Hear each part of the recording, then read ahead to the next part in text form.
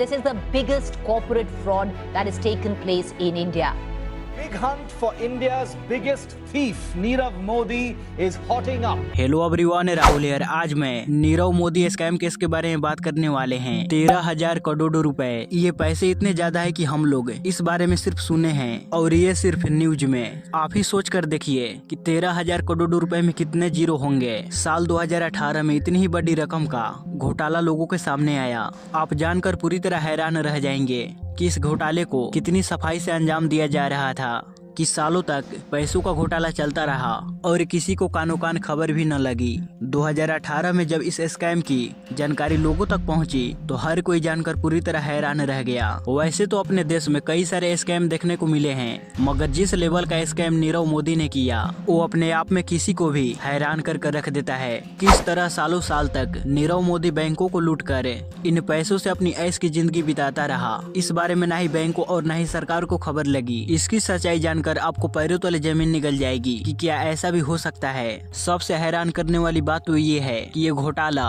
केंद्र सरकार के बदलने के बाद भी चलता रहा। जब तक इस स्कैम की सच्चाई सामने आई तब तक बहुत ही ज्यादा देर हो चुकी थी। इस पूरे घोटाले को लीड कर रहे थे गुजरात पालनपुर शहर में जन्मे नीरव मोदी ने। नीरव के परिवार में सभी लोग पीढ़ी दर पीढ़ी डायमंड का व्यापार करते आए हैं। इसी हीरो के व्यापार के परिवार में फरवरी 1971 को नीरव मोदी का जन्म हुआ। नीरव के पिता दीपक मोदी और चाचा मेहुल चौकसी हीरो के व्यापार को बहुत ही अच्छे तरह से जानते थे। बचपन में ही नीरव का माता का देहांत हो गया था, इसलिए नीरव के पिता नीरव को बचपन में ही बेल्जियम लेकर गए, जहां पर वो बड़ा हुआ। वहां से वो यूएस में स्थित वार्डन यूनिवर्सिटी में पढ़ाई करने के लिए गया, मगर बीच में ही पढ़ाई को छोड़कर 19 साल की उम्र में वापस इंडिया आ गया।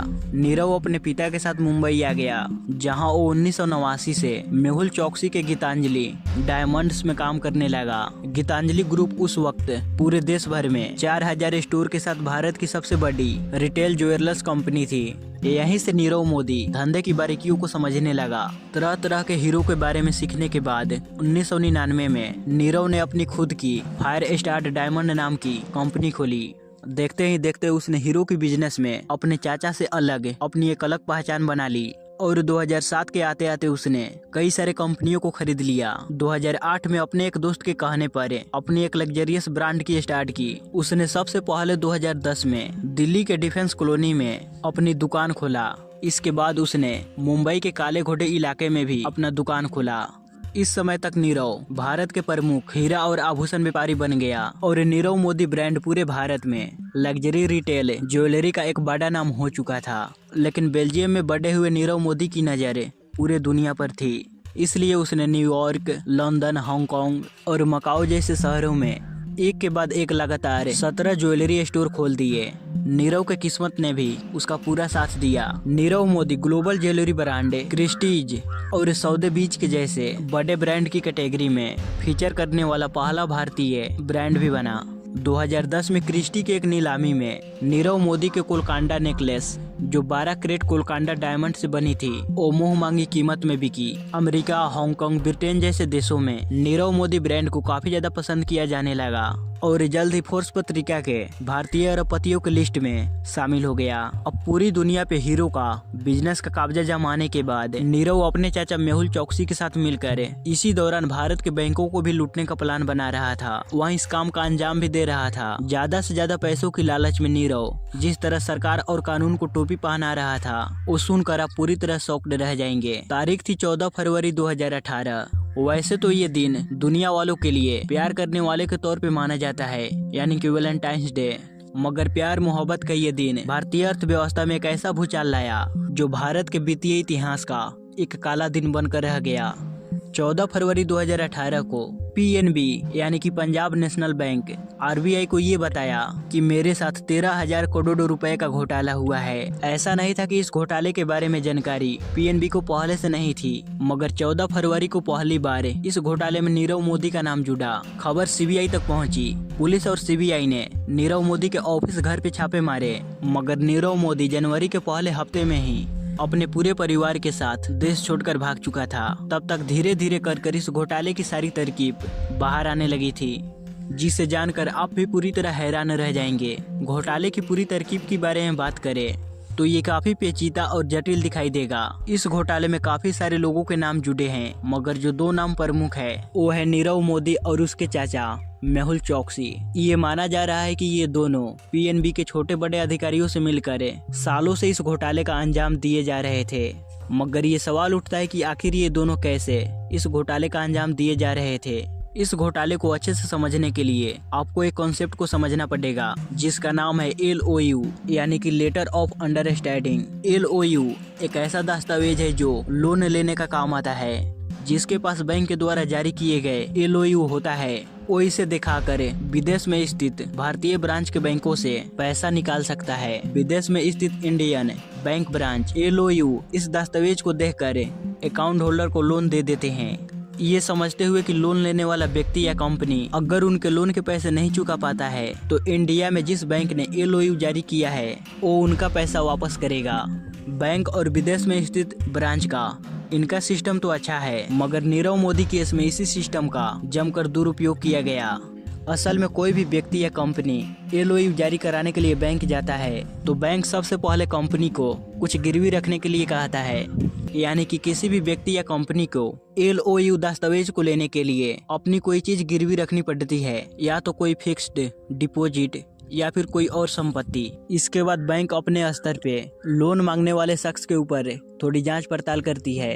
इसके बाद ही किसी भी व्यक्ति या कंपनी को LOU जारी किया जाता है। बैंक लोन लेने वाले शख्स की एक क्रेडिट लिमिट भी देती है। इसी क्रेडिट लिमिट का उपयोग LOU के जरिए किया जाता है। LOU एक अच्छा व्यवस्था तो है, मगर क्या हो अगर कोई फर्जी LOU बनवा ले। नीरव मोदी के मामले में कुछ ऐसा ही हुआ।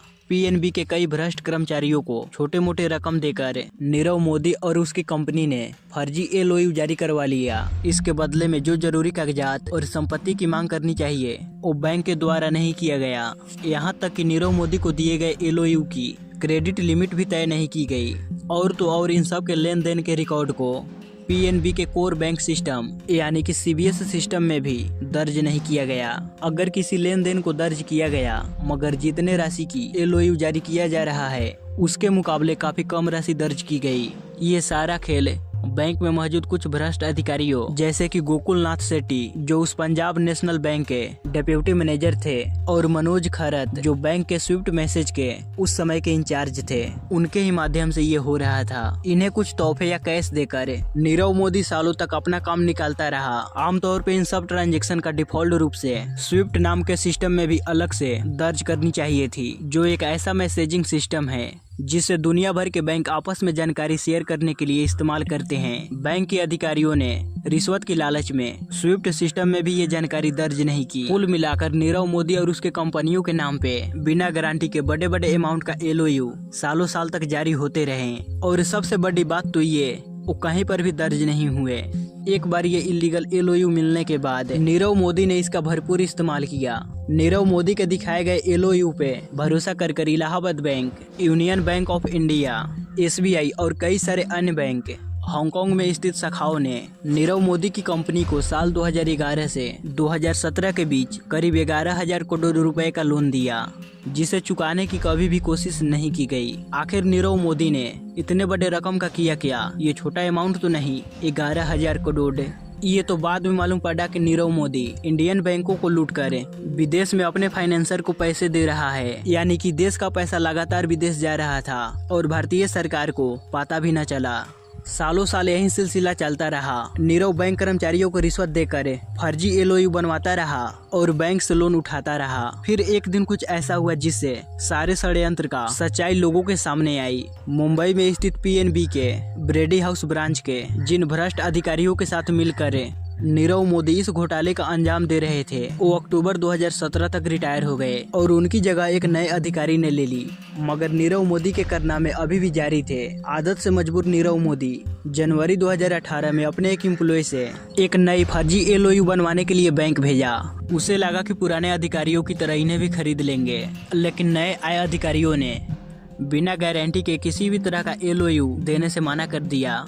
तब नीरव ने बैंक को बताया कि ये सिस्टम तो पहले से ही हो रहा है, तो इसे कंटिन्यू करने में दिक्कत पीएनबी को नहीं आनी चाहिए। ये सुनते ही पीएनबी के अधिकारी पूरी तरह हैरान हो गए जब इन्हें मालूम पड़ा कि पिछले 8 सालों से नीरव मोदी के कंपनियों को बिना किसी गारंटी के लोन दिए जा रहे हैं। वो अधिकारी सोचने लगे कि ऐसा कैसे हो सकता है। पीएनबी ब्रेडी हाउस ब्रांड पे खतरे की घंटी तब बजी जब दुनिया भर के बैंक अपने पैसे वापस देने के लिए नोटिस भेजने लगे। एक तरफ नीरव मोदी पीएनबी बैंक का एक भी रुपया वापस नहीं कर रहा था, दूसरी तरफ सारे इंटरनेशनल बैंक जो पीएनबी के एलओयू के गारंटी पे नीरव मोदी को लोन दिया था, उस सभी पीएनबी से वापस अपना पैसा मांगने लगे थे, क्योंकि एक तो बिना किसी गारंटी के नीरव मोदी को लोन दिए जा रहे थे, यहाँ तक कि उन्हें कहीं रिकॉर्ड भी नहीं किया जा रहा था। अब लास्ट में कोई रास्ता न देखते हुए पंजाब नेशनल बैंक ने 14 फरवरी 2018 को आरबीआई और सीबीआई के पास सूचना भेजी कि $1.8 बिलियन का रकम हमारे रिकॉर्ड से गायब है और ये सारा पैसा नीरव मोदी और उनकी कंपनियों को दिया गया है। इसके पहले जनवरी 2018 में पीआईबी के अधिकारी पुलिस और सीबीआई को इस धोखाधड़ी के बारे में जानकारी दे दिया था। जब देश की सबसे बड़ी जांच एजेंसी सीबीआई ने जांच पड़ताल की, तब जाकर मालूम पड़ा कि नीरव मोदी के चाचा मेहुल चौकसी और उनकी ज्वेलरी कंपनी गीतांजलि ग्रुप भी इस फ्रॉड में शामिल है। सीबीआई ने गीतांजलि ग्रुप के देश भर में 20 स्टोर पे छापामारी की और वहीं से ये सच्चाई लोगों के सामने आई। नीरव मोदी और मेहुल चौकसी ने दोनों साथ में मिलकर किस तरह इस घोटाले का अंजाम दिया था। पीएनबी के भ्रष्ट अधिकारी और नीरव मोदी के भ्रष्ट अधिकारियों के खिलाफ वारंट जारी कर दिया गया। जब नीरव मोदी के घर पे छापामारी की गई तो यहाँ पे मनी लॉन्ड्रिंग के भी सबूत मिले। नीरव मोदी और मेहुल चौकसी ने दोनों साथ में मिलकर फर्जी करीबन 100 से ज्यादा सेल कंपनी के माध्यम से मनी लॉन्ड्रिंग कर सारे पैसे को इंडिया से बाहर भेजा। अब भारतीय एजेंसी के पास न ही घोटाला के पैसे मौजूद थे और न ही घोटाला करने वाला। फिर भी घोटाला के पैसों को इकट्ठा करने के लिए सीबीआई ने नीरव के घर, दुकान, इन सब से डायमंड, ज्वेलरीज सब कुछ मिलाकर करीबन 3000 करोड़ के सामान को जब्त किया। अब इस वजह से नीरव मोदी को सारे विदेश में मौजूद स्टोर को बंद करना पड़ा। मई 2018 में नीरव मोदी की कंपनी फायर स्टार डायमंड्स ने अमेरिका की एक कोर्ट में दिवालिया होने की घोषणा कर दी। 2018 में इंटरपोल ने भी नीरव मोदी के खिलाफ मनी लॉन्ड्रिंग और धोखाधड़ी के खिलाफ रेड कॉर्नर जारी किया। इसी साल मुंबई की एक कोर्ट ने नीरव मोदी और मेहुल चौकसी के खिलाफ एक आदेश जारी किया, जिसमें उन दोनों को मुंबई कोर्ट में पेश करने, नहीं तो इन्हें फरार घोषित कर देने की बात कही। मगर नीरव मोदी पहले से ही लंदन में जाकर सेटल हो गया था। चाचा मेहुल चौकसी भी कैरिबियन देश एंटीगुआ में जाकर अपना शरण ले लिया था।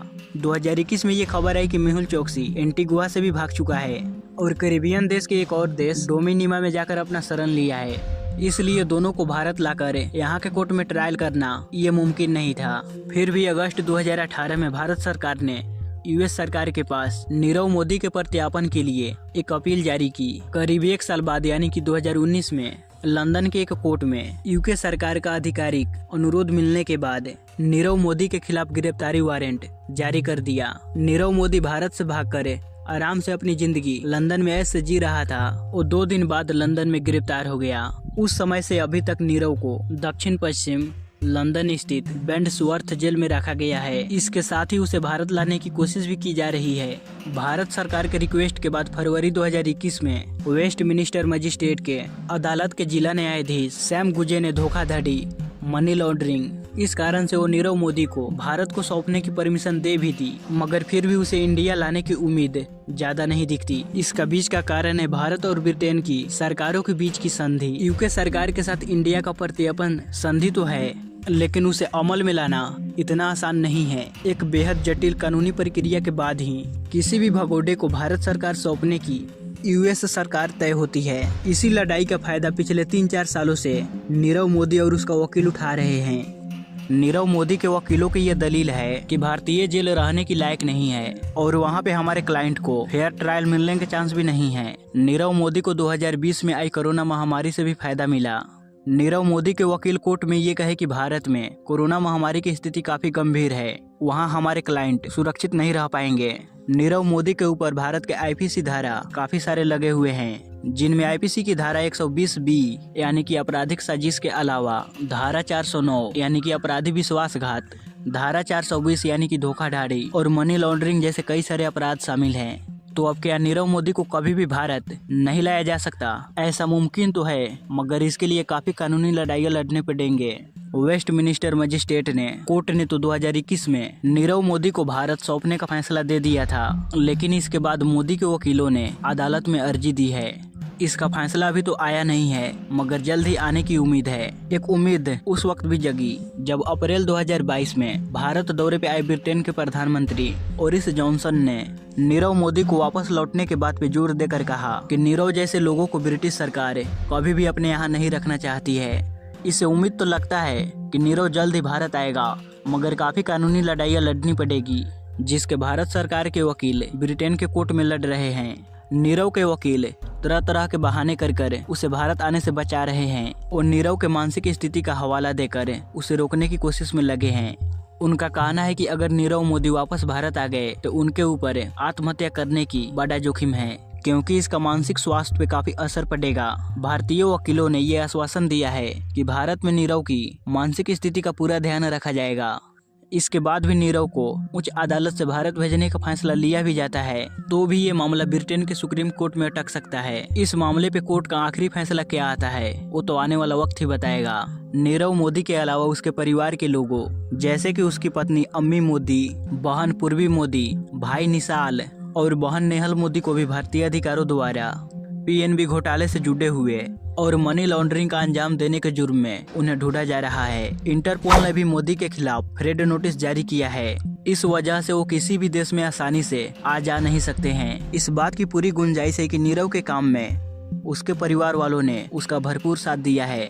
पीएनबी के साथ इतनी बड़ी धोखाधड़ी न सिर्फ चौंकाने वाली है, इससे देश के संस्थानों और सरकारों पे बड़ा सवाल उठाती है। जब इतने बड़े घोटाले का सच्चाई सामने आया तब निवेशकों का वित्तीय क्षेत्र से विश्वास उठ गया। नीरव मोदी घोटाले से निफ्टी और सेंसेक्स को बड़ा झटका लगा। शेयर बाजार पे इस घोटाले का गहरा असर पड़ा। किसी भी बैंक शेयर बाजार में अपना एक प्रमुख भूमिका निभाती है और भारत में 34 राष्ट्रीयकृत बैंक है। फरवरी 2018 के महीने में नीरव मोदी का घोटाला लोगों के सामने आया तो बैंकिंग शेयरों में काफी गिरावट आई और इस 34 बैंक के मार्केट कैप में 36,000 करोड़ रुपए की अधिक की कमी आई। अकेले पीएनबी शेयरों ने निवेशकों की 8,000 करोड़ रुपए की संपत्ति खो दी।